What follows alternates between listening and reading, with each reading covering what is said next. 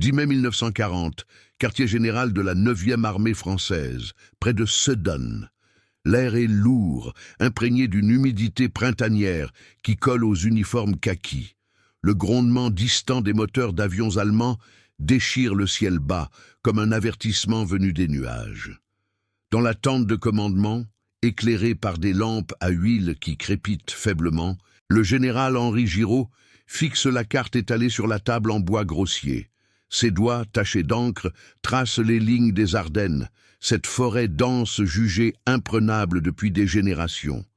Autour de lui, des officiers murmurent, leur voix étouffée par le crachotement d'une radio qui capte des bribes de rapport. Blindés ennemis repérés, avance rapide, position tenue. Giraud, un homme trapu aux yeux perçants, originaire de l'infanterie, sent la tension nouer ses épaules.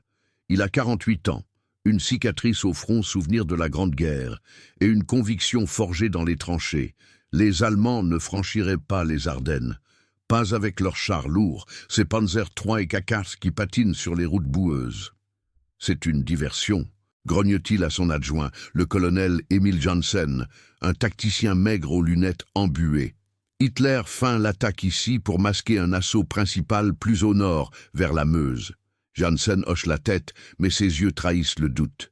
Les rapports d'éclaireurs, transmis par des motocyclettes couvertes de boue, parlent d'une colonne allemande interminable.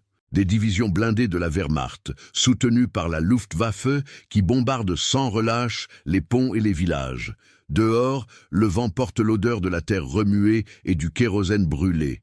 Un sergent, essoufflé, entre en trombe, son casque de style helmet incliné. « Mon général, les premiers éléments de la 1e Panzerdivision de Guderian approchent des gués de la Semois. Nos fortifications de la ligne Maginot s'étendent trop loin à l'est. Ici, ce ne sont que des blockhaus légers, des mitrailleuses Hotchkiss et quelques canons de 75 mm. Giraud se redresse, son poing serré sur la carte. Il imagine les soldats dans les tranchées, des conscrits français, jeunes et fatigués, armés de fusils Lebel 886, attendant sous la pluie fine qui tambourine sur les toiles de tente. Le silence entre les ordres est oppressant, brisé seulement par le vrombissement d'un avion solitaire qui passe bas, larguant une ombre menaçante. Plus loin, à Paris, dans les couloirs lambrissés du ministère de la Guerre, le général Maurice Gamelin, chef d'état-major, arpente son bureau. Ses pas résonnent sur le parquet usé, tandis que la radio grésille avec des nouvelles de Belgique.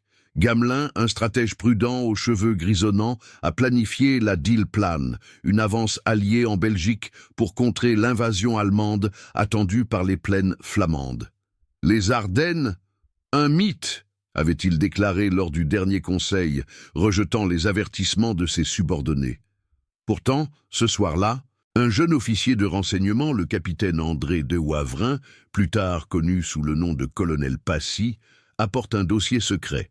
Volé aux services allemands via un réseau d'espions en Suisse, il détaille le plan jaune. Une percée fulgurante par les Ardennes avec des divisions motorisées de Heinz Guderian et Erwin Rommel, soutenues par des Stuka Ju 87 qui hurlent comme des banshees. De Wavrin, le cœur battant, dépose les papiers sur le bureau de Gamelin. « Monsieur, c'est une feinte audacieuse. Les Allemands comptent sur notre fixation sur la ligne Maginot.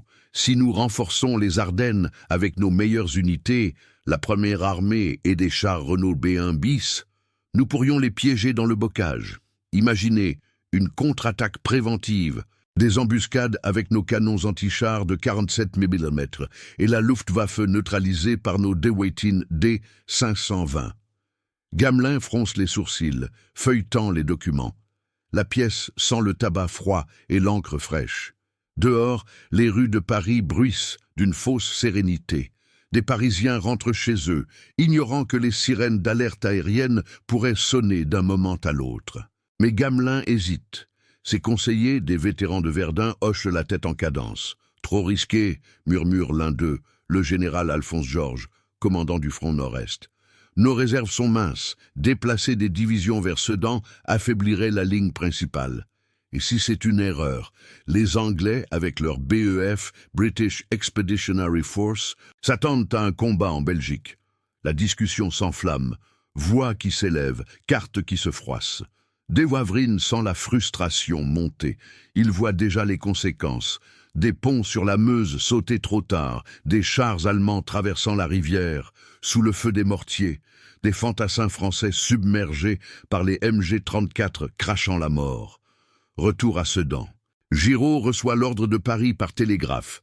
Tenir la position, sans renfort massif. La stratégie alternative est rejetée, lit-il à voix haute, sa voix rauque. Johnson pâlit. Mais mon général, si nous anticipons, un barrage d'artillerie avec nos 150 mm long-tom, des mines sur les routes forestières. Giraud secoue la tête, le doute creusant ses traits. La nuit tombe, enveloppant le camp d'un voile noir piqué d'étoiles.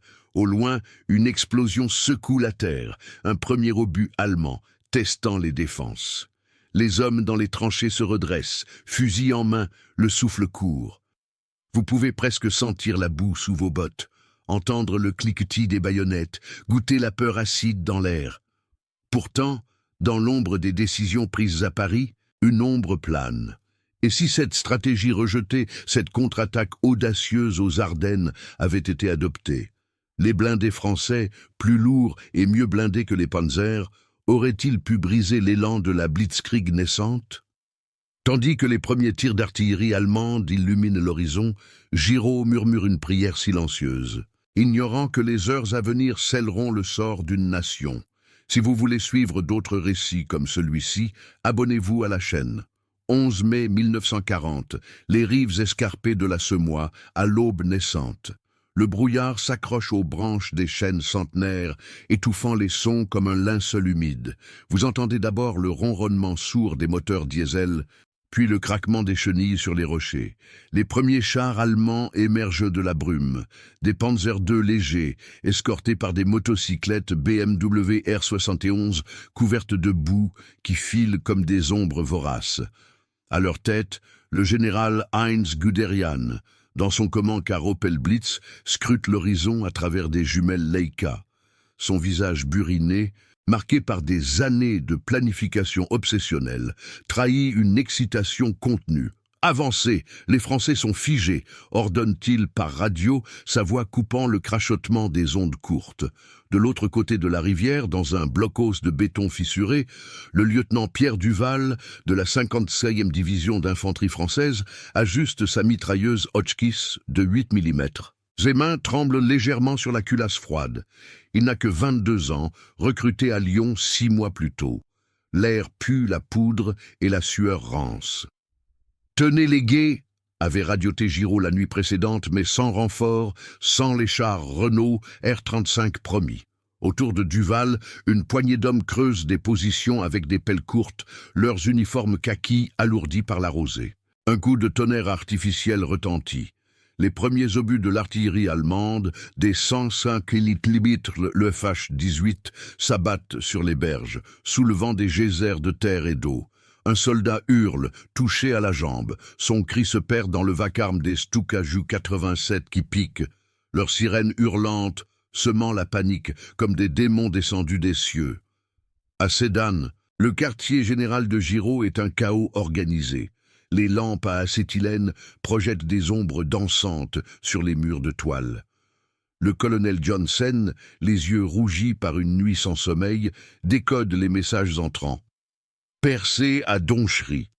Ennemi sur la rive ouest. Demande immédiate de soutien aérien. Giraud frappe du poing sur la table, faisant trembler les tasses de café froid. Où sont nos chasseurs? Les Morane Saulnier MS 406 auraient dû intercepter ces vautours. Il sait que la stratégie rejetée hante déjà les esprits. Si Paris avait écouté de Wavrine, des divisions entières, la 2e division cuirassée avec ses B1 bis invulnérables aux obus de 37 mm allemands, aurait tendu une embuscade dans ces gorges étroites. Au lieu de cela, les Français reculent, pied à pied, leurs canons de 75 mm modèle 1897, tirant à bout, portant sur les blindés qui traversent les gués à la nage, traînant des pontons gonflables. Plus au nord, sur la Meuse, le général Erich von Manstein, architecte du plan, observe depuis une colline boisée. Son étui à cigarette en argent teinte contre sa carte d'état-major. Les ingénieurs du génie allemand, avec leurs barges d'assaut Sturmboot, installent des ponts Bailey improvisés sous le feu nourri. La clé est la vitesse, murmure-t-il à son aide de camp, un jeune lieutenant de la 10e Panzerdivision. Les Français ripostent avec des mortiers Brandt de 80 mm. Mais les obus éclatent trop court, inefficaces, contre les vagues de motocyclistes qui sécurisent les têtes de pont. Vous sentez la chaleur des explosions proches, l'odeur âcre de la cordite qui imprègne l'air et le bourdonnement incessant des radios portatives FUG-5 qui coordonnent l'assaut. À Paris, le ministère de la Guerre est un tourbillon de téléphones sonnants et de cartes actualisées à la hâte. Le général Gamelin, pâle sous la lumière crue des plafonniers, reçoit le capitaine de Wavrine dans une salle enfumée. « Je vous l'avais dit », lance de Wavrin la voix tendue, en pointant du doigt les rapports codés. Guderian pousse avec ses 3 corps d'armée. Le 19e Panzerkorps en pointe, soutenu par la 1re et la 2e division blindée. Nos blockhaus isolés ne tiendront pas sans une contre-offensive massive. Envoyez la 7e armée de frères depuis la réserve, des chars Somua S-35, des canons anti-chars, PACA 36 capturés aux Belges, tout. Gamelin ajuste ses lunettes, son esprit embrouillé par les nouvelles de Belgique. La 1re armée française avance vers la Dyle comme prévu, mais les nouvelles d'Ardennes filtrent comme un poison. Alphonse Georges, à ses côtés, secoue la tête. Trop tard pour pivoter. Nos lignes de communication sont tendues. Déplacer des unités exposerait le flanc à une contre-attaque allemande imaginaire. Dehors, les boulevards parisiens s'agitent d'une agitation croissante. Les journaux du matin titrent sur des « succès alliés en Belgique ». Mais les rumeurs circulent, des réfugiés belges affluent, racontant des colonnes de poussière levées par des milliers de camions Opel Blitz. Dans un café près de la Seine, un groupe d'officiers de l'armée de l'air discute à voix basse. « Nos Dewaitins sont cloués au sol par la peur des raids », grogne l'un d'eux. Un pilote de l'escadron GC-I-7, si nous avions anticipé, des escadrilles entières auraient harcelé les convois dans les Ardennes, forçant Guderian à ralentir. La serveuse pose des verres de vin rouge, ignorant que la capitale, encore sereine, pourrait bientôt résonner des sirènes. Retour aux Ardennes. À Monthermé, le sergent-major Jacques Lefebvre, commandant une section de la 70e division d'infanterie, voit les premiers Panzer III franchir la Meuse sur un pont de fortune. Ces hommes, armés de fusils MAS-36 et de grenades à manche, attendent dans les ruines d'un moulin. « Feu à volonté !» crie-t-il alors qu'un char émerge, son canon Kabriweka 37 pointé. Une salve de mitrailleuses FM 24-29 balaie les fantassins allemands, mais le blindé riposte, son obus de 50 mm perforant le mur du moulin dans une gerbe de pierre. Lefebvre roule au sol, l'oreille sifflante, sentant le sang chaud couler d'une égratignure. Autour de lui, le chaos. Des blessés gémissent, des munitions s'éparpillent, et le vrombissement des Heinkel, E-111, largue des bombes sur les positions arrière. « Où est l'artillerie » hurle un soldat, mais les lignes téléphoniques, coupées par les saboteurs allemands, restent muettes. Giraud, à son quartier général, reçoit les nouvelles par estafette. La 1re Panzerdivision a établi une tête de pont de 2 km. « Réorganiser les défenses », ordonne-t-il à Janssen, traçant une ligne rouge sur la carte. « Préparer une contre-attaque locale avec les restes de la 3e division légère de cavalerie. » Mais au fond de lui, le doute ronge, la stratégie de de Wavrin, cette opération alternative, avec des embuscades coordonnées et des frappes aériennes, aurait pu noyer l'assaut dans le sang des rivières.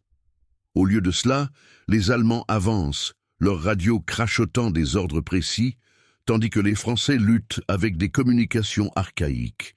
La nuit du 11 mai s'installe, piquetée par les phares allemands qui illuminent les vallées comme des soleils artificiels.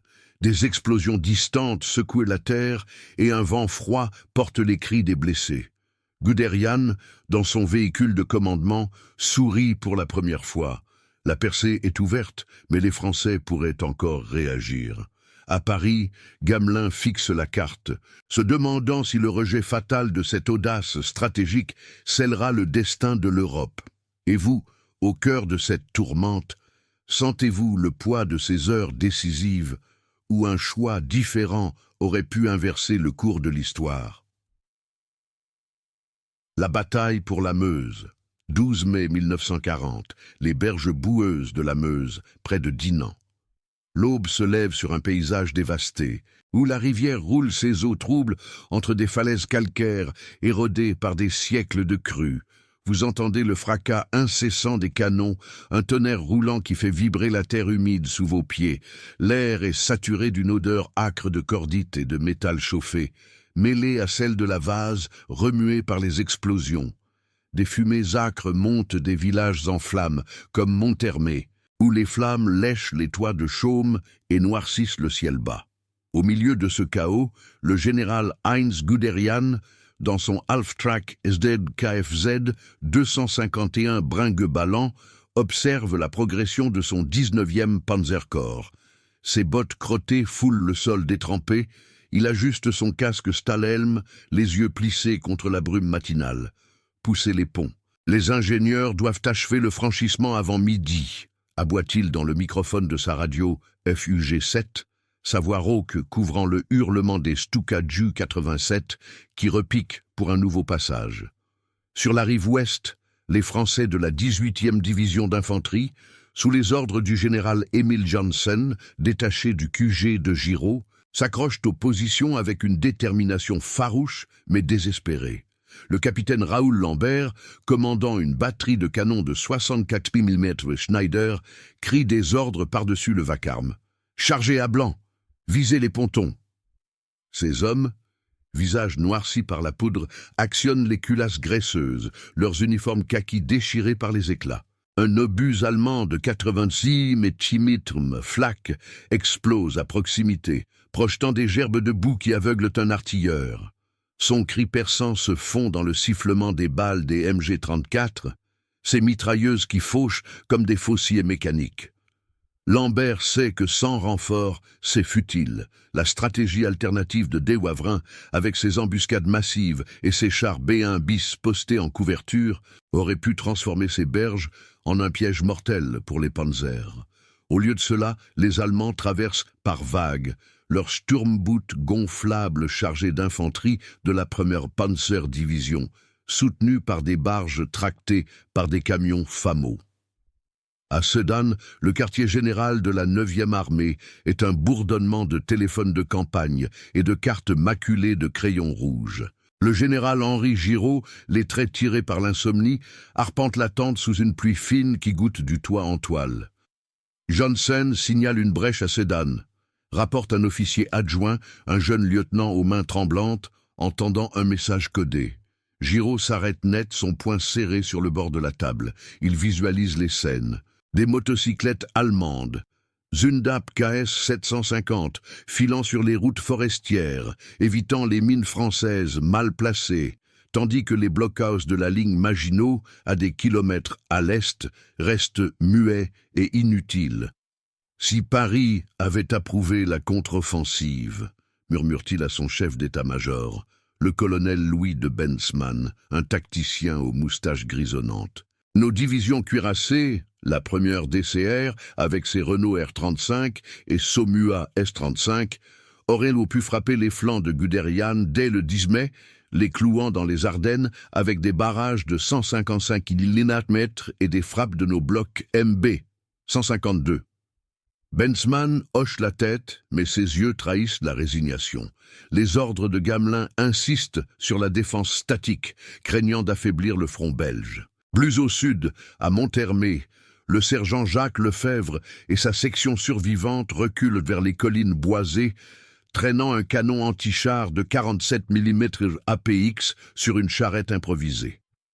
La forêt dense des Ardennes, avec ses chênes noueux et ses sous-bois inextricables, offre un maigre couvert. « Couvrez-moi ! hurle Lefebvre alors qu'un Panzer IV émerge d'un sentier, son chenil broyant les fougères. Les hommes tirent au fusil Metz 36, leurs balles ricochant sur le blindage incliné, tandis qu'une grenade à manche explose contre la tourelle dans un flash orangé. Mais le char riposte, son canon KWK 37 crachant un obus qui pulvérise un arbre proche, envoyant des échardes mortelles. Lefebvre sent l'adrénaline pulser dans ses veines, le goût du sang sur sa lèvre fendue. Il pense aux familles à Paris, ignorant que la percée allemande file déjà vers la plaine de Champagne. Sans la stratégie rejetée, ses embuscades coordonnées par radio et ses mines Claymore artisanales, les Français saignent pour chaque mètre, leur communication coupée par les saboteurs de la Brandenburg Division.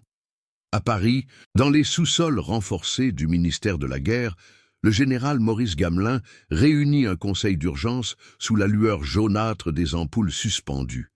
L'air est étouffant, chargé de fumée de cigares et de tensions palpables. Le capitaine André de Wavry, les manches retroussées, étale de nouveaux rapports interceptés, des envois radio allemands décryptés par le 2e bureau, révélant que Rommel, avec sa 7e Panzerdivision, contourne par l'ouest pour exploiter la brèche. C'est maintenant ou jamais, plaide de Wavrine, sa voix résonnant contre les murs de béton. Transférer la 7e armée de réserve, généraux Touchon et frères, vers les Ardennes, avec des chars lourds B1 bis, invulnérables au PACA 36 de 37 mm et des escadrilles de 2 D. 520 pour balayer la Luftwaffe, nous pourrions encercler Guderian à Sedan même. Imaginez une poche blindée, des milliers de prisonniers, la Blitzkrieg étouffée dans l'œuf. Gamelin, assis à la tête de la table, fixe le vide, ses doigts tambourinant sur un dossier. À ses côtés, le général Alphonse Georges, commandant le Nord-Est, intervient d'une voix mesurée. Et la Belgique? La BEF britannique est engagée. Pivoter maintenant créerait un vide que von Rundstedt exploiterait avec ses armées A et B. Nos lignes de ravitaillement, camions Citroën U23 et trains SNCF, sont déjà saturées. La discussion s'envenime. Des voix s'élèvent.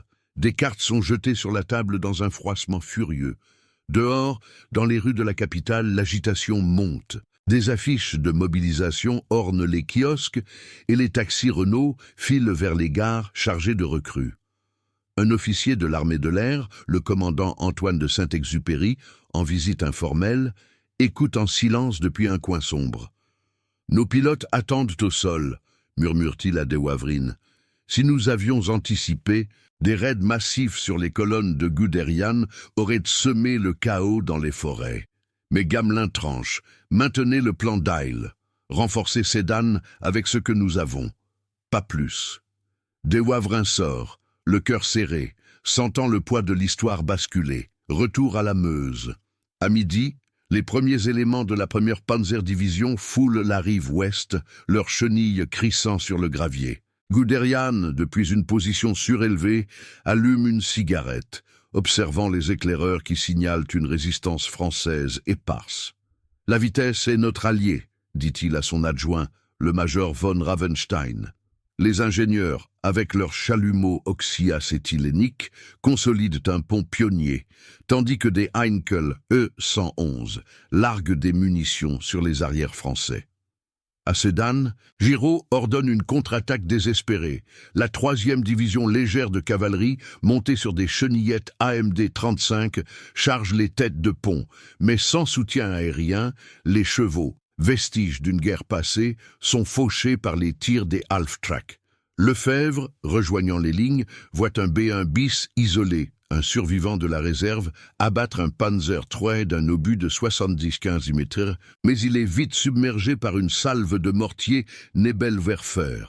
La journée s'achève dans un crépuscule sanglant, les phares allemands illuminant les corps, jonchant les berges. Giraud, seul dans sa tente, fixe la carte, se demandant si l'adoption de cette stratégie audacieuse aurait transformé la défaite en triomphe. À Paris, les nouvelles affluent, la percée s'élargit, et von Manstein prépare l'exploitation. Vous sentez le sol trembler sous les pas des blindés, l'histoire qui file inexorablement vers l'abîme, où un choix différent aurait pu tout changer. L'assaut sur Sedan.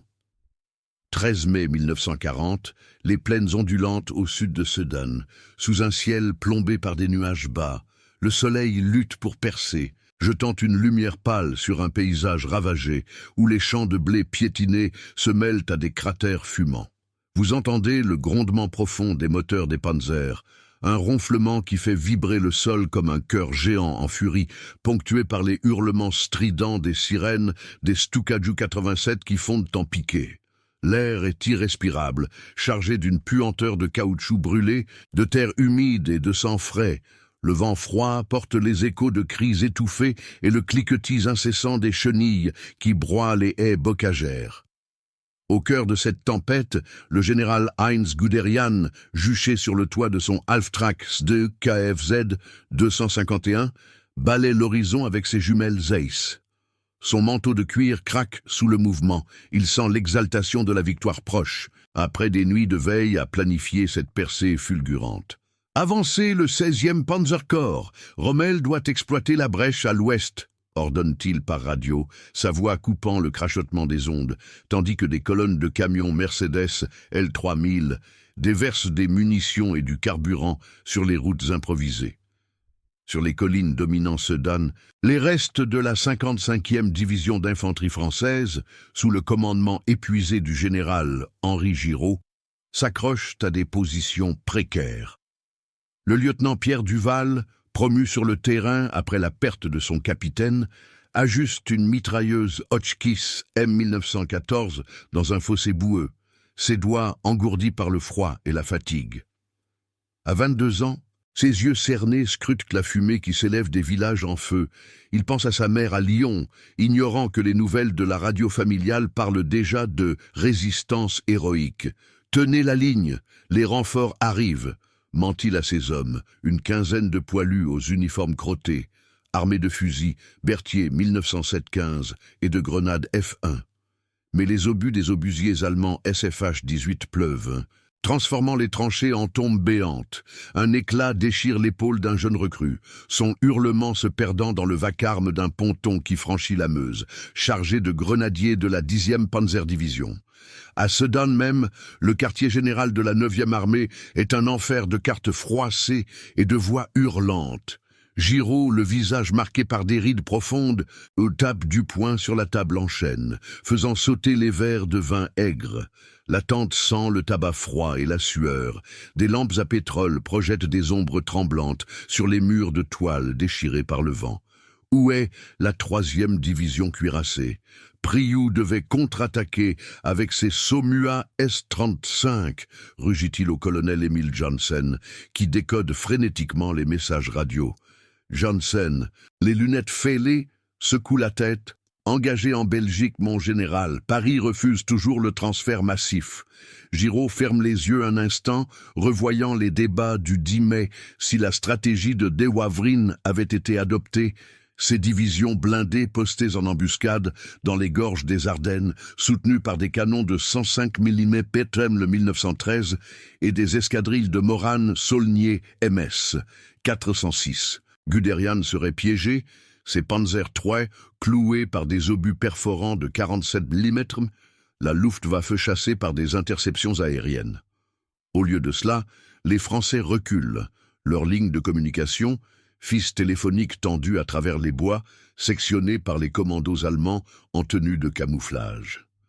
Plus au nord, près de Flavion, la 7e Panzerdivision d'Erwin Rommel accélère l'exploitation.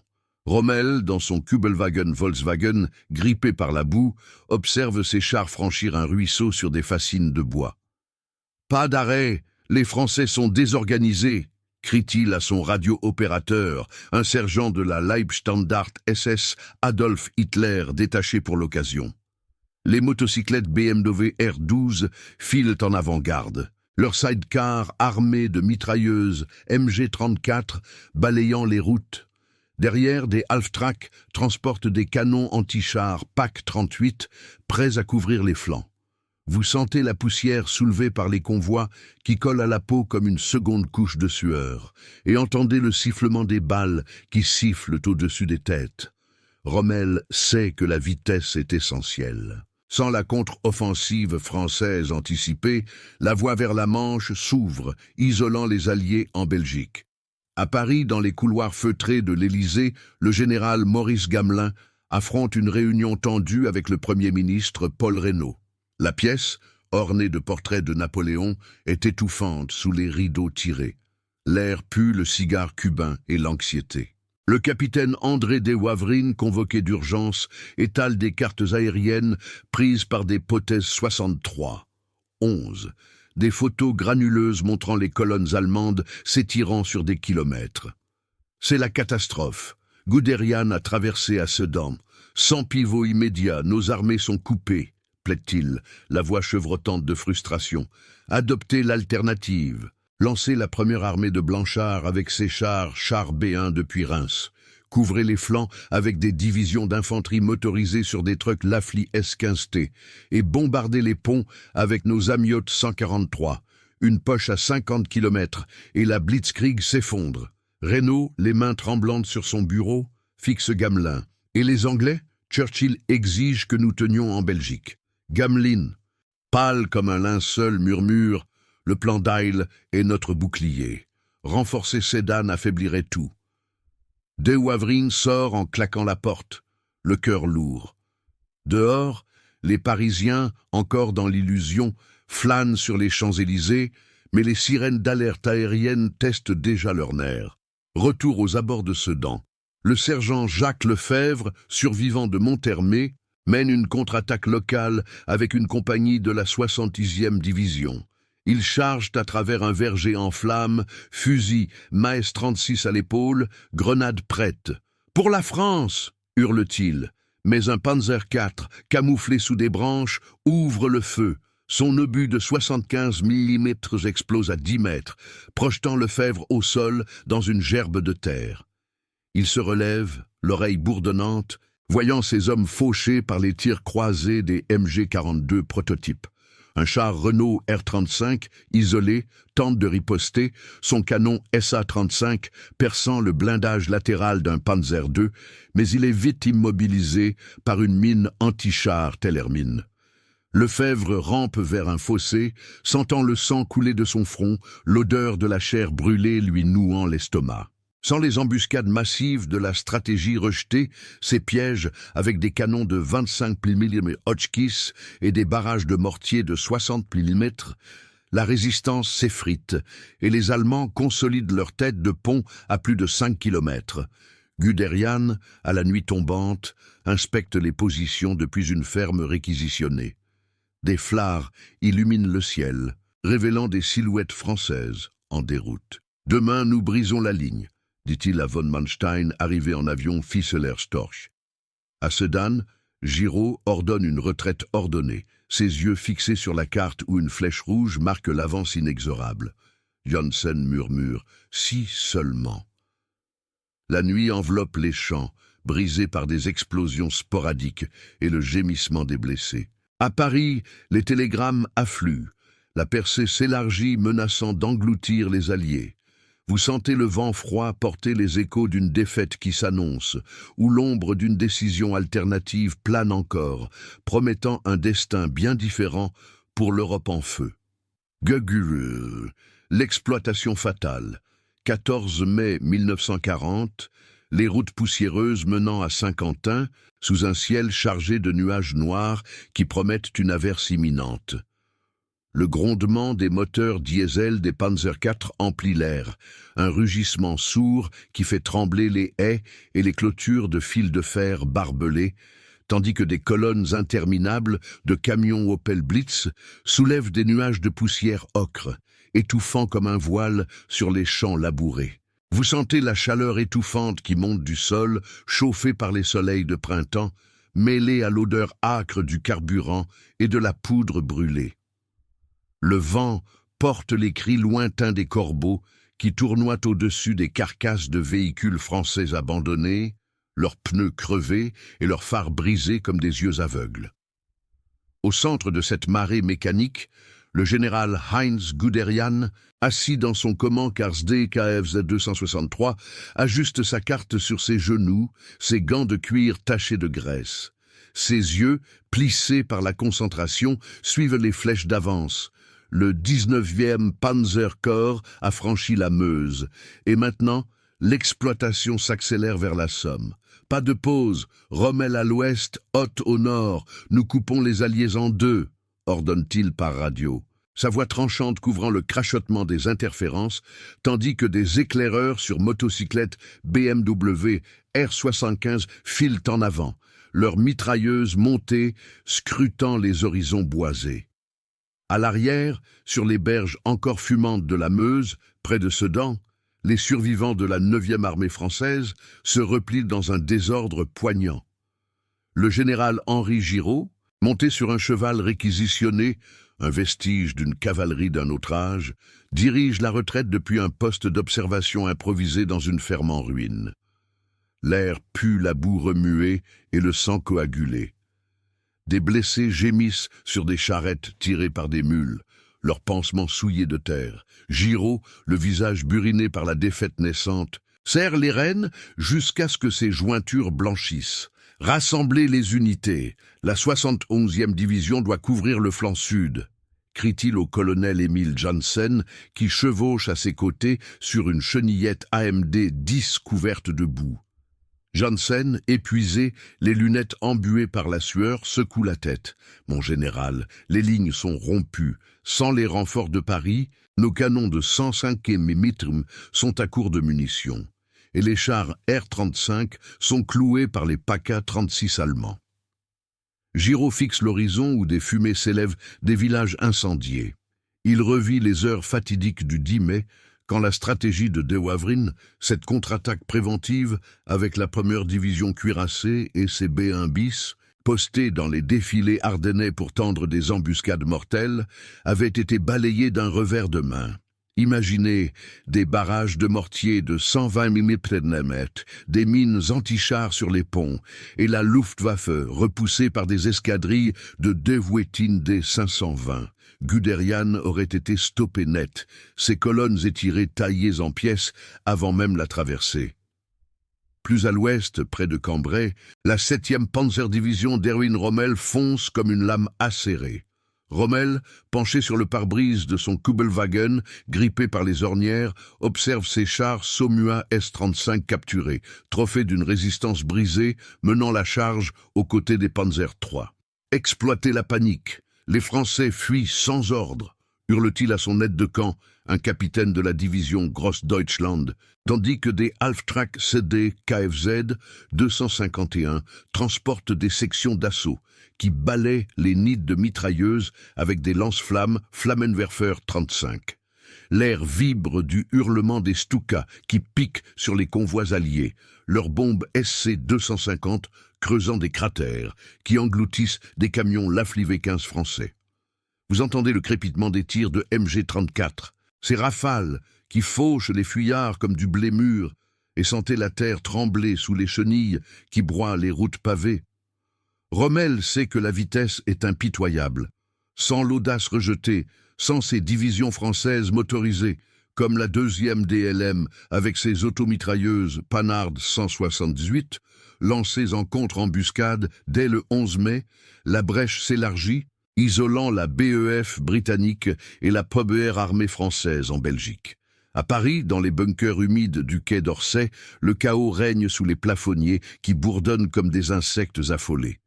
Le général Maurice Gamelin, entouré d'un cercle d'officiers pâles, fixe une carte où des épingles rouges marquent l'avance allemande. Sedan est tombé, et les Panzers filent vers Arras. L'odeur de papier humide et de café rance imprègne la pièce. Des télétypes crachent des dépêches urgentes, leurs bandes de papier s'entassant comme des serpents morts. Le capitaine André de Wavrin, les yeux injectés de sang après une nuit sans sommeil, frappe du poing sur la table. C'est la fin si nous n'agissons pas. Transférer la 7e armée de Touchon, avec ses chars D2 et des canons de 47 mm MSA 37 pour boucher la brèche à Saint-Quentin.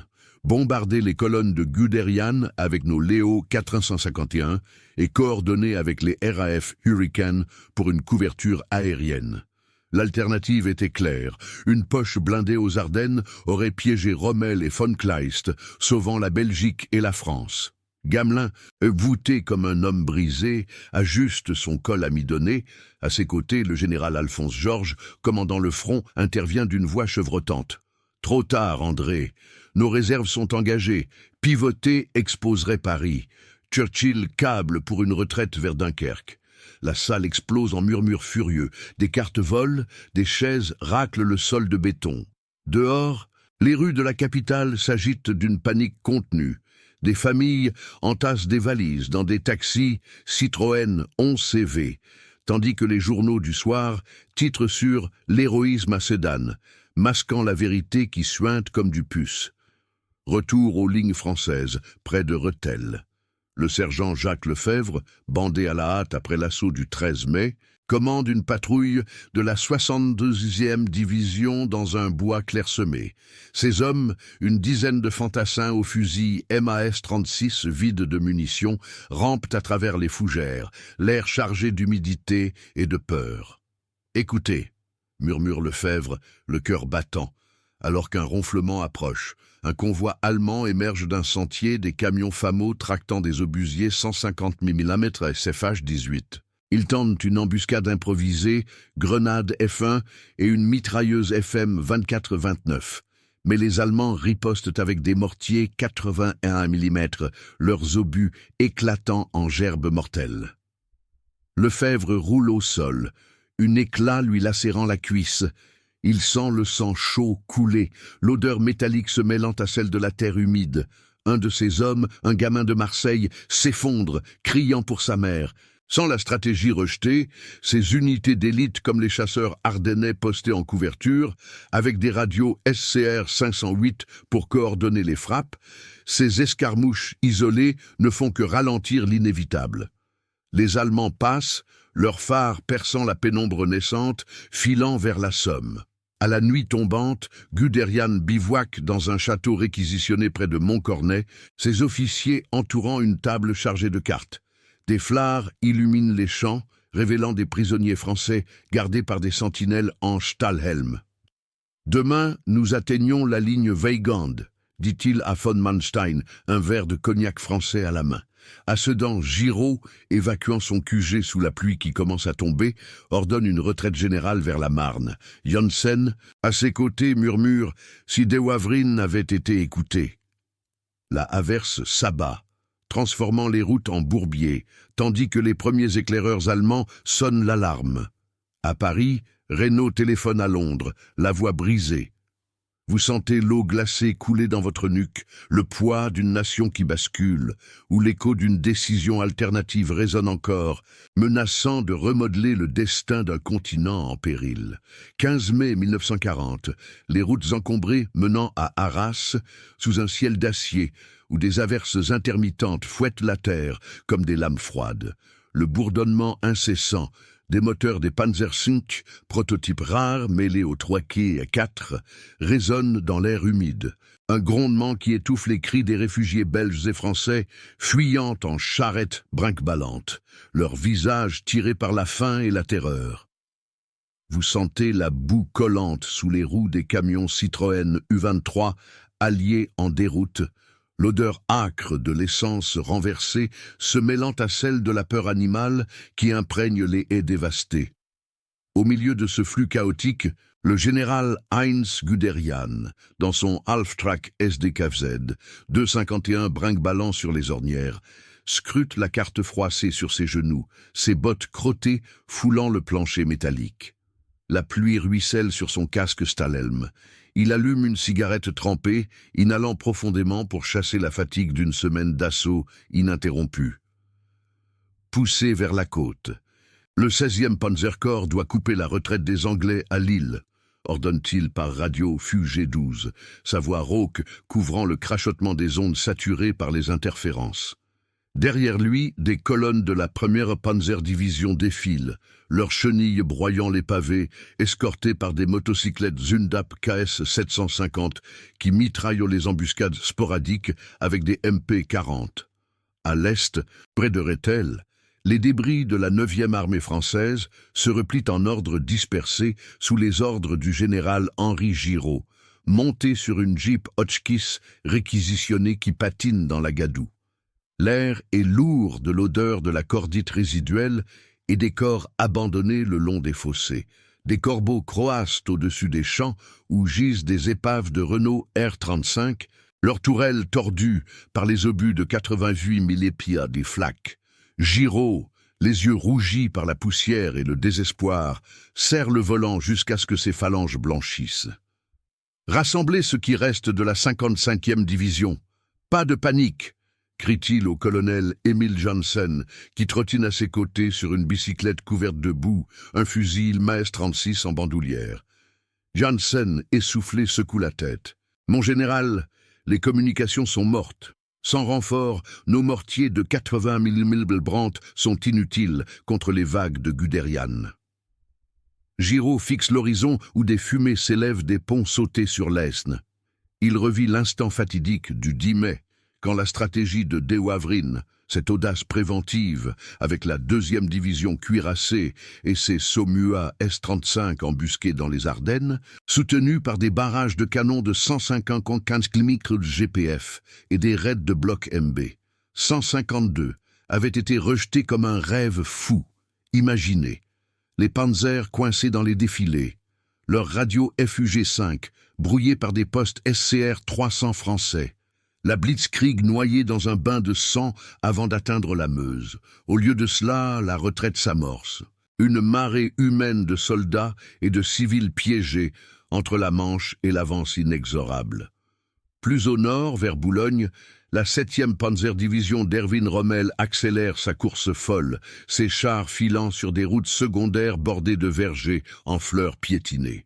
Rommel, penché en avant dans son Kübelwagen Volkswagen embourbé, observe ses éclaireurs qui signalent des convois britanniques de la BEF, British Expeditionary Force, en pleine confusion. « Exploité!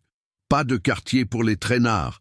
hurle-t-il à son radio-opérateur, tandis que des Half-Track transportent des sections de grenadiers motorisés armés de Panzerfaust prototypes, balayant les barricades improvisées avec des lance-flammes. L'air vibre du sifflement des obus des Stuka Ju 87 qui piquent sur les positions alliées, leurs bombes SD-2 semant des éclats mortels comme une grêle diabolique. Vous entendez les moteurs des Matilda britanniques rugir en vain, leurs chenilles coincées dans les cratères, et sentez la terre trembler sous l'assaut coordonné. Rommel, sentant la victoire palpiter, sait que l'absence de contre-offensive française massive, ses divisions comme la première DCR de Bruno, avec ses B1 bis invulnérables au KVK 37, lancés en embuscade dès Sedan, a ouvert la voie. Les Alliés sont cernés, Dunkerque à portée de canon. À Paris, dans les salons lambrissés de l'hôtel Matignon, le Premier ministre Paul Reynaud réunit un conseil de guerre sous une lumière tamisée par des stores baissés. L'odeur de cire cirée et de peur rance imprègne l'air. Des cartes jonchent la table massive, épingles rouges traçant la nasse fatale autour des armées du Nord. Le général Maurice Gamelin, relevé de ses fonctions la veille dans un geste tardif, se tient en retrait, son uniforme froissé comme son orgueil. Le capitaine André de Wavrin, promu colonel sur le champ pour son zèle, étale des rapports interceptés par le 2e bureau. Des décryptages Enigma, volés via des agents en Hollande, révélant que von Rundstedt prépare l'encerclement final avec ses armées A et B. C'est l'apocalypse. Les Panzers atteindront Abbeville demain, plaide de Wavrin, la voix brisée par l'épuisement pointant les positions. Si nous avions adopté l'alternative, transféré la 7e armée de frères avec ses chars D1 et des canons anti-chars de 75 mm mai le 1937 vers les Ardennes, le 10 mai, coordonnés avec les RAF Spitfire pour des frappes aériennes, Guderian serait capturé, Rommel en déroute, et la France tiendrait jusqu'à l'hiver. une poche aux Ardennes, des milliers de prisonniers, et Hitler saignait à blanc. Reynaud, les mains tremblantes sur un verre de cognac, fixe le général Maxime Weygand, nouveau chef d'état-major, un tacticien aux yeux perçants. « Et maintenant » murmure-t-il. Weygand, secouant la tête, répond d'une voix grave. « Trop tard. Évacuer le nord vers Dunkerque. Négocier avec les Anglais. » La salle s'emplit de murmures résignés. Dehors, les boulevards s'assombrissent d'une foule anxieuse, des sirènes hurlant pour la première fois en pleine nuit, tandis que des taxis Renault emportent des familles vers le sud. Retour aux lignes en miettes, près de Montcornet. Le sergent Jacques Lefebvre, traînant sa jambe blessée, mène un dernier baroud d'honneur avec une poignée d'hommes de la 72e division dans un village en ruine. L'air est saturé de fumée âcre des maisons incendiées. Ils tendent une embuscade à un convoi allemand avec des grenades à manche et un canon de 37 mm SA-18 exhumé. « Feu !» crie Lefebvre, son fusil MAS 36 crachant des balles qui ricochent sur un half-track. Mais les MG-34 ripostent en rafales nourries, fauchant 2 de ses camarades dans un jaillissement de sang. Un obus de mortier Nebelwerfer explose proche, projetant Lefebvre contre un mur écroulé. Il tousse, sentant le goût ferreux du sang, l'odeur de la pierre chaude lui brûlant les poumons. Sans la stratégie rejetée, ces unités d'élite comme les dragons portés avec leurs automitrailleuses, la Vincennes 50 AM, postées pour des contre-embuscades radio-guidées, ces sacrifices isolés ne sont que des gouttes dans l'océan de la défaite. Les Allemands passent, leurs phares perçant la nuit pluvieuse, filant vers la mer. Le 20 mai, Abbeville tombe. Les panzers atteignent la Manche, excellant l'encerclement. Guderian, sur une colline dominant la côte, observe les fumées des combats à Dunkerque, un sourire fatigué aux lèvres. À Paris, le 22 juin, l'armistice est signé dans un wagon historique à Rotonde, sous les yeux impassibles de Hitler. Giraud, évadé plus tard, porte le regret comme une cicatrice. De Wavrine rejoint la résistance, son dossier secret devenant légende. Weygand et Reynaud fuient vers Vichy, tandis que la France se divise, l'ombre de l'occupation s'étendant comme une marée noire. Et vous, au cœur de ces ruines, sentez-vous encore l'écho de cette stratégie fantôme, une audace qui, adoptée, aurait pu briser la blitzkrieg, sauver une nation et redessiner le visage d'un monde en flammes. L'histoire impitoyable avance sans remords. Mais ces SI hantent les survivants pour toujours.